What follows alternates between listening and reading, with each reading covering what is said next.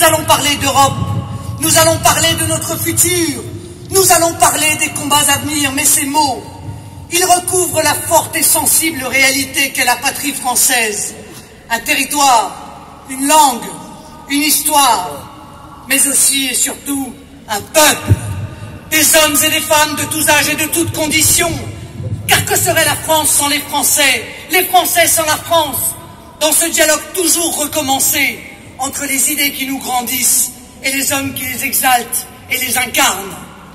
Pour moi, la France, c'est une réalité visible, concrète, peuplée de personnes réelles dans la vie quotidienne, traversée d'espoir, de crainte, d'espérance ou d'angoisse, doit être l'alpha et l'oméga de ceux qui prétendent au gouvernement de la France.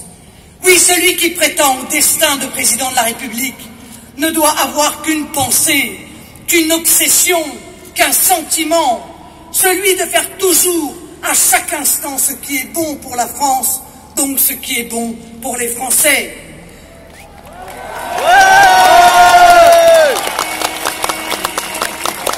Les Français ne sont pas des réalités statistiques, des groupes, des pourcentages dans un sondage.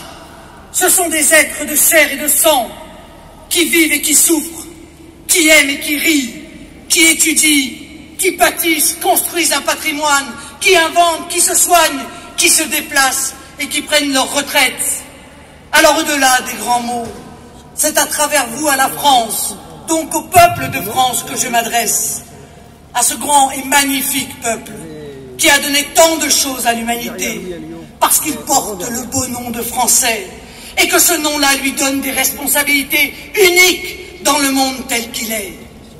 La France, mère des armes, des arts et des lois, qui porte fièrement avec le drapeau tricolore cette devise « Liberté, égalité, fraternité » que nous avons diffusée à travers le monde.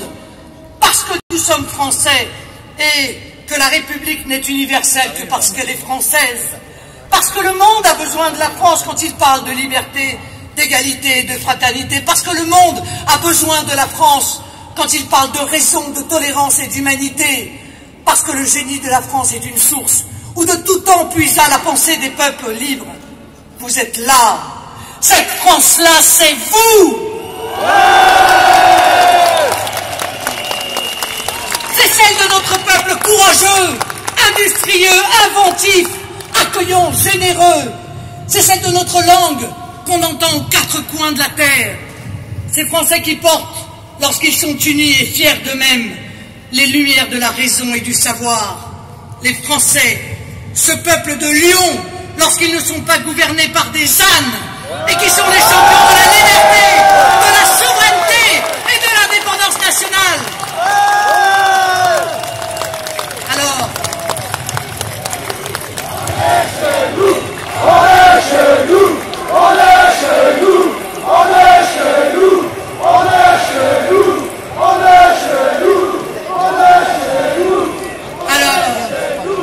réduire la France à l'état de petite circonscription administrative du magma européen et les Français à celui des petits peuples régionaux, c'est éteindre la lumière. Mais c'est bien normal. Quand nos gouvernants pensent comme des présidents de conseils généraux et qu'ils n'ont comme vision de la France que celle de petits boutiquiers et de tristes comptables. Alors, qui, pour sauvegarder cette mission universelle de la France face aux assauts violents qui aujourd'hui tentent de défaire notre pays, son identité et sa prospérité, qui la porte, qui l'incarne? François Hollande?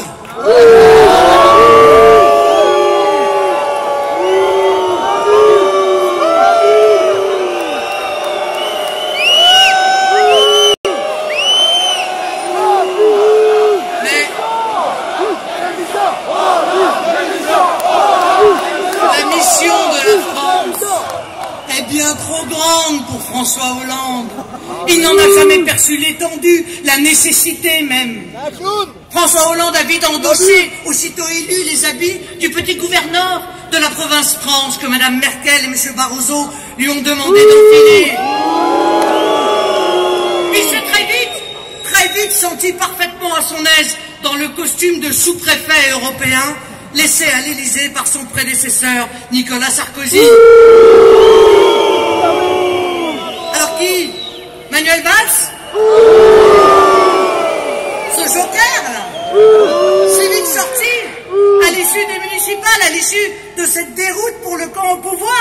peut-il être la voix de la France? Mais il n'a jamais eu la moindre idée de ce que la France est capable de faire, ni du chemin qu'elle devrait prendre pour retrouver sa voix dans le monde, obsédé qu'il est par sa fonction de premier communicant, servile relais dans notre pays des exigences destinées ailleurs, à Bruxelles et à Berlin. Qui pour la France? L'UMP? Vous y croyez une seule seconde? Ce parti qui a mis la nation à genoux pendant 10 ans, lui faisant perdre année après année un peu plus de sa fierté et de sa vitalité, ce parti qui, comme celui qui l'a remplacé ensuite, s'est vautré dans la soumission à l'Union européenne et à l'Allemagne. Le PS, l'UMP ont failli, l'UMPS a totalement échoué, l'UMPS n'est plus en mesure de porter la voix de la France et a fortiori de l'incarner.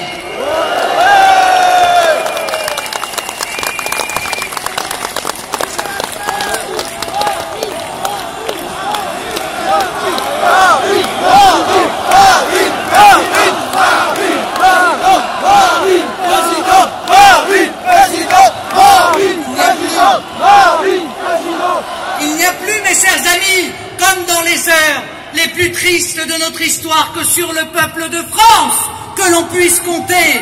Mais encore faut-il, mes chers compatriotes, que notre peuple se fasse entendre, qu'il soit capable, par les moyens légaux encore disponibles, de dire sa colère, de crier sa soif d'avenir. Encore faudrait-il, à l'heure où il est appelé aux urnes, qu'il s'y rende et qu'il s'y exprime, que chacun le sache. Et je le dis ici avec la plus grande solennité. Le 25 mai, le jour des élections européennes, il est plus qu'essentiel d'aller voter. C'est une nécessité vitale pour la France. Il ne faut pas se tromper.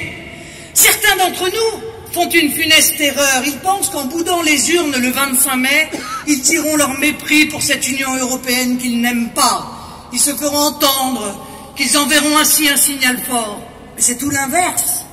Ceux qui n'iront pas voter le 25 mai aux élections européennes laisseront aux partisans de cette Union européenne la possibilité de continuer leur œuvre funeste. Ils laisseront les fossoyeurs de la France continuer à la défaire. Ils les laisseront détruire l'héritage de nos aïeux. Ils les laisseront oublier le sacrifice de tous ceux dont les noms sont inscrits sur tous les monuments aux morts de tous les villages de France pour que notre pays reste libre.